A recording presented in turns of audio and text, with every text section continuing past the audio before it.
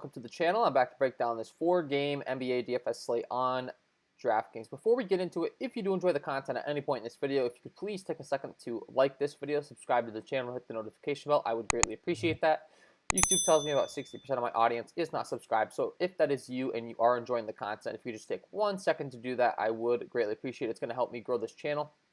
And I will be here all NBA season long breaking down these NBA DFS slates to help you guys win some money and to help you guys become better NBA DFS players. Before we get into it, I do offer an NBA DFS package over here on Patreon. I'm getting a lot of good feedback on that. A lot of people winning some money, so I'm glad to hear that. Where you get access to my premium NBA projections, NBA data sheet, player stats, team stats, play context stats, core plays, injury impact insights, and NBA Discord chat access.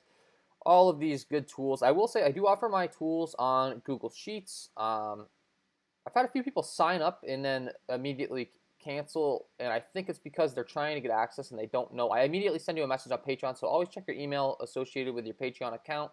And Christopher, if you're watching this, you happen to be the one that signed up yesterday. If you feel like you were locked out of your tools or whatever, please contact me on Patreon. I'll go ahead and help you out with that because I want you to get access. You pay upon sign up, so I want you to get what you paid for. So please reach out to me and I will help you with that. I have recently partnered with Thrive Fantasy. Thrive Fantasy is a player props app similar to FanDuel or DraftKings where you can play tournaments, more of a player prop format though. Really enjoying the format, a lot less competition over here. I keep promoting it because I partnered with these guys for a reason. I believe in the product, and I also believe that you can win a lot of money. For instance, tonight you got to pick 5 out of 10 picks here. You're only dealing with 110 entries in their biggest tournament, the biggest prize pool with $2,000 prize pool.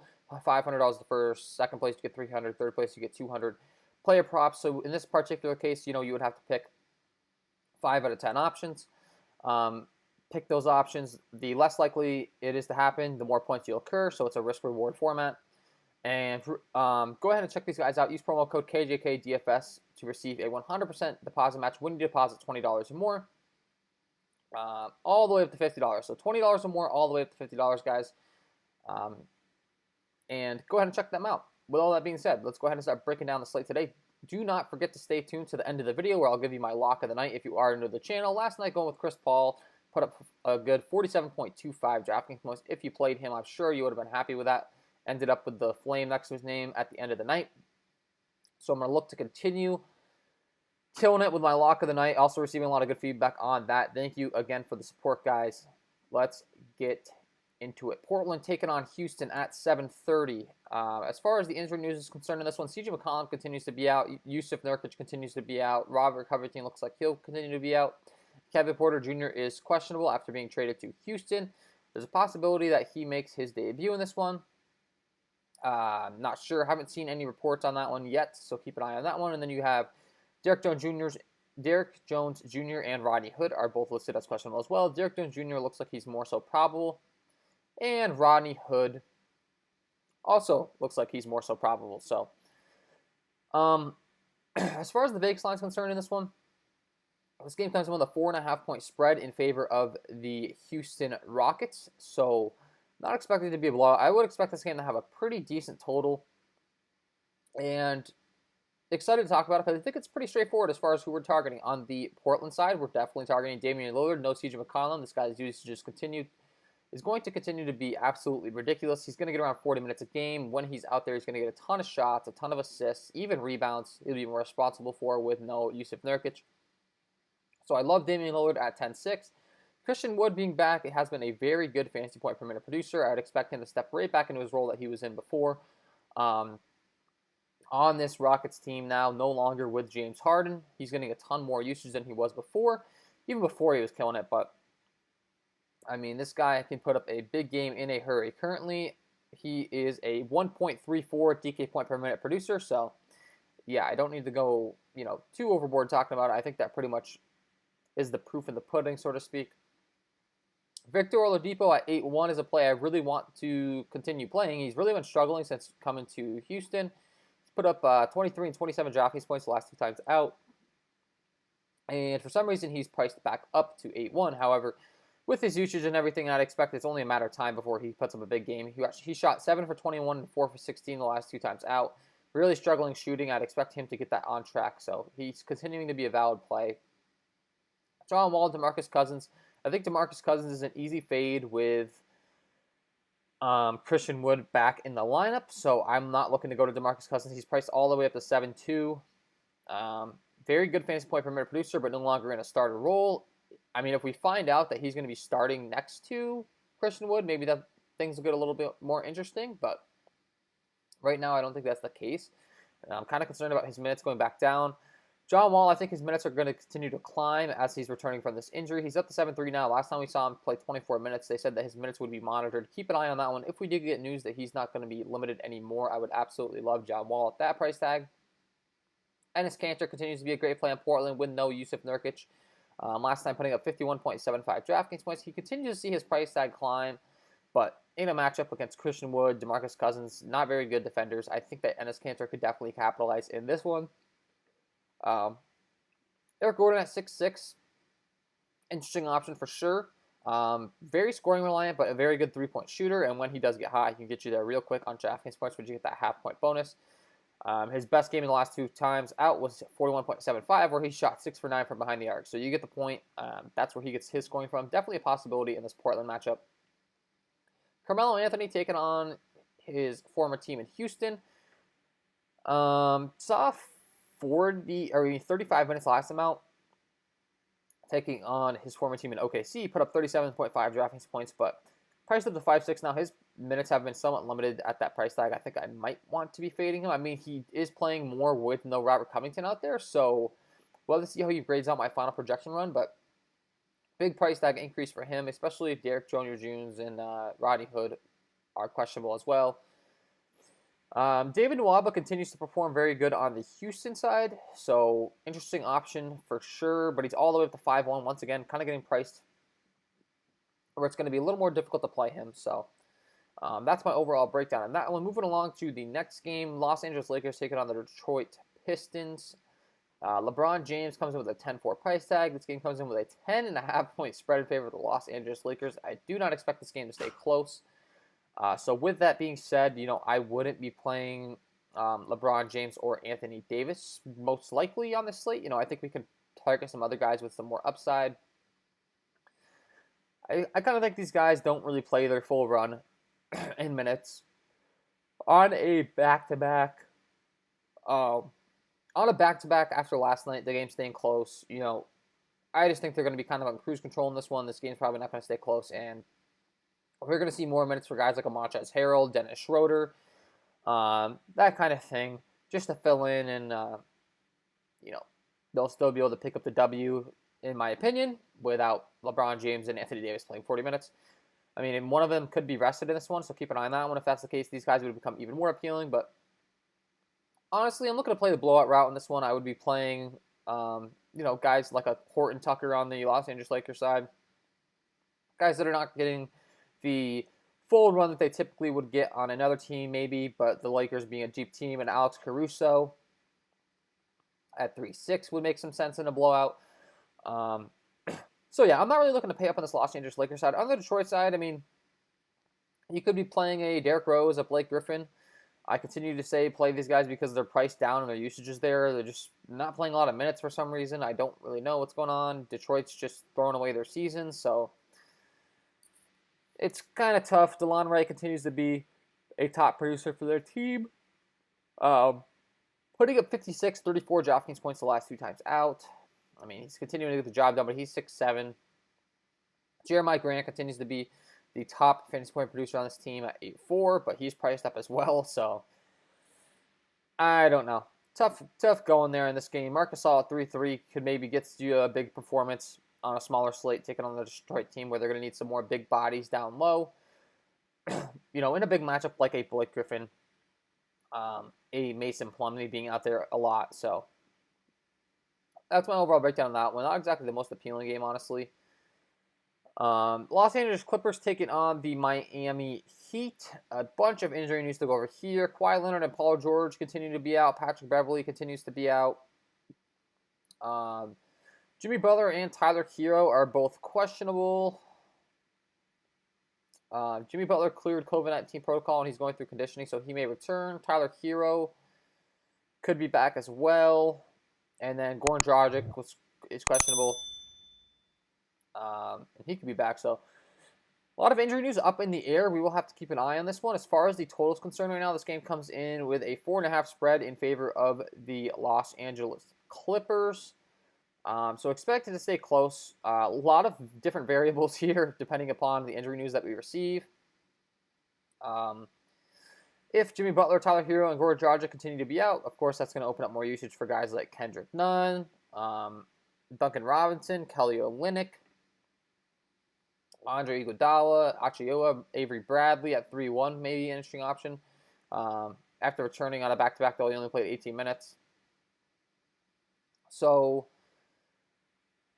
kind of a lot up in the air. Paul George and Kawhi Leonard continue to be out. We saw Mann start last time out and put up a really good game. He continues to be an interesting option if he is a starter, playing 34 minutes last time out, putting up 31.25 DraftKings points. He did get a price tag increase up to 4-4, but has been a very good fantasy point per minute producer, so he's an interesting option. Reggie Jackson, Serge Ibaka, Luke Kennard, Nicholas Batum, all these guys are going to get more usage. Reggie Jackson seeing 39 minutes last time out, putting up 46.75 DraftKings points. Big performance from him. Look for him to keep it going with his usage in this one. Serge Ibaka, 30.75 DraftKings points last time out. He only played 29 minutes. Luke Kennard, Nicholas Batum, 28.75 for Kennard, and Batum put up 16.5, so I don't know. It's tough saying. Last time out, the rotation was kind of weird. Not exactly what I was expecting. Like, it's very evenly dispersed. They're going deep. Lou Williams, Terrence Mann. Lou Williams only saw 22 minutes. I was expecting Marcus Morris Sr. to have a big game. I think a lot of people were. He was a very popular option. He only saw 24 minutes, so yeah, I mean, see how my projection is great at the end of the day, but with this team going so deep, I don't know. Ivica Zubac at 5'3" could be an interesting option. He put up 28.5 DraftKings points last time out, and they're going to kind of need a bigger body taking on Bam Adebayo. I mean, they do have Serge Ibaka out there who's going to grade out pretty good with him, though. So, I mean, Kelly Olynyk is another starter on the side, so they could go double bigs with Ivica Zubac. I tend to think Marcus Morris Sr. could take care of Kelly Olynyk, so probably not a big matchup bump for Ivica Zubac as far as playing time is concerned. But on the Miami side, Bam Adebayo at 9-2 is going to continue to be a great play, especially on this slate at the center position. He put up 62, 48, 31 DraftKings points the last 2 times out. He could definitely get you there. But, the Clippers side, a lot of injuries to be had. Reggie Jackson, Serge Ibaka, Luke Kennard, Nicholas Batum, all make sense. If I'm picking my favorites, it would be probably Reggie Jackson because of his on-ball handling duty, and then I do like Terrence Mann as well down at 5-4 because he's a cheaper option who's going to get a lot of usage if he is starting. So Lou Williams continues to be somewhat limited in minutes. I just don't get it. So, he's traditionally a guy that's very good at DFS, a guy we've been playing for a long time if you've been playing DFS for a while, as a 6-man because he gets a ton of usage when he comes in off the bench, but he's just really not getting the minutes this year. So, not too sure about that one. Miami side, Kendrick Nunn, Duncan Robinson, Kelly Olynyk. If these guards continue to be out, we're waiting on injury news, so we'll see how that one goes. Last game on the slate, Golden State at Phoenix. This game comes in with a 219.5 over-under with a 1-point spread in favor of the Golden State Warriors. Currently, Devin Booker continues to be questionable. He didn't play last time out. And if he's out again, continue to see, Jay Crowder and Cameron Johnson get increased minutes. Mikal Bridges will get more of a usage bump. Chris Paul, we've continued to see get a lot of usage. So Jay Crowder, Cameron Johnson are going to continue to be great plays down here at 4.8 and 4.9 the last 2 times out. Jay Crowder has put up 38 and 36 DraftKings points at 5.5. I would absolutely love him in this matchup. Cameron Johnson at 5.3. His upside's been a lot more limited. Hasn't put up the fantasy points per minutes that Jay Crowder has, so I would prefer Jay Crowder in this one. Chris Paul at 8K. He's my lock of the night last night. If no Devin Booker in this one, I will continue to like him. However, he was only down at 7.6. Now he's up to 8K, so he has seen a big price tag bump. So still a great play. There's just not as much room for upside at the price tag. 7.8 for DeAndre Ayton. He'll continue to be a great play with no Devin Booker. He only put up 22 DraftKings points last time out, but I tend to think in this Golden State matchup, he could really correct that and have a big game in this one. And then on the Golden State side, it's pretty obvious. It's Steph Curry to start at the top at 9.7. Big price tag bump for him, too. He was only down at 9.3, so Got to pay for him, but it makes sense. He gets a ton of usage on his team, the lone star on the team. Kelly Oubre Jr., revenge game taking on his former team. So I do like that narrative. I think Kelly will want to have a big performance in this one after putting up 36 and 40 DraftKings points the last 2 times out. I like him in this one for sure. I mean, keep in mind, Phoenix isn't exactly the best matchup as far as actually defensive, so that's more of just an initiative play. I just think that Kelly Oubre will want to have a big game against his former team. Draymond Green down here at 5'6" makes some sense. But we know what we're dealing with Draymond. Honestly, on DraftKings, we're looking for a triple-double from Draymond, or he's probably not getting there because he's not a very good scoring threat. And then James Wiseman continues to come off the bench, but he has put up 36 DraftKings points last time out, 5,200 price tag. Can get it going for sure off the bench. They continue to start Kevon Looney at 3K, but he's only seen around 10 minutes. He gets to start, and then it's more so James Wiseman. So I think they're just wanting him to come off the bench in that second rotation. It's just a rotation thing. Frank Kaminsky at 3K for this Phoenix Suns squad. Maybe an interesting value play. Got 13 minutes last time out, but I don't know. Tough going there with the other guys on Phoenix that we've already talked about getting most of the minutes, like a Jay Crowder. So that is my overall breakdown of this 4-game NBA DFS slate on DraftKings. Before I let you guys go, I've got to give you my lock of the night. Let's get into it.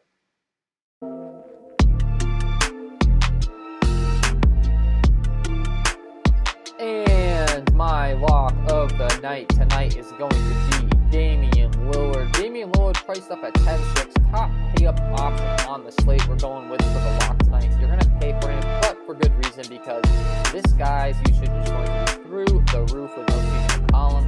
And taking on this Houston squad, I expect this game to be an up-tempo matchup for Damian Lillard. I expect Damian Lillard to have a huge game in this one, and even though he's priced all the way up to 10-6, the most expensive price tag we have paid for him yet, after paying 9.5, 9.3, 9.2, 9.9, 10K, 10.3, seeing his price tag steadily increase all the way up to 10.6.